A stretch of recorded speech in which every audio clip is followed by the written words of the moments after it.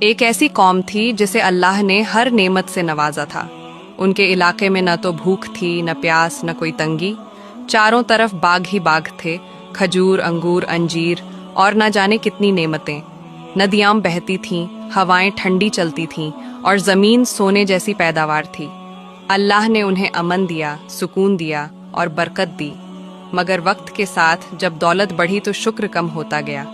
ان کی زبان سے الحمدللہ مٹ گئی اور دلوں میں گھمنڈ بھر گیا۔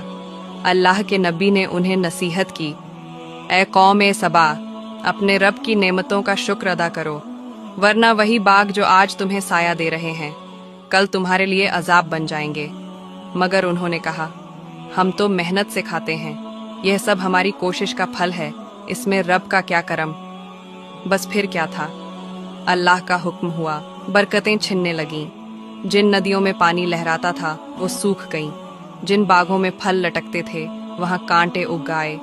خوشبو کی جگہ بدبو، روشنی کی جگہ اندھیرا اور سکون کی جگہ ڈر آ گیا۔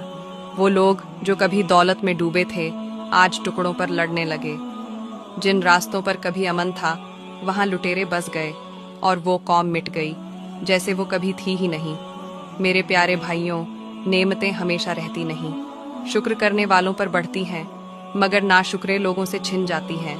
اگر تمہارے پاس گھر ہے، کھانا ہے، صحت ہے تو یہ تمہارا نہیں، تمہارے رب کا کرم ہے۔ یاد رکھو، جب انسان نعمت پر گھمنڈ کرتا ہے تو نعمت عذاب میں بدل جاتی ہے۔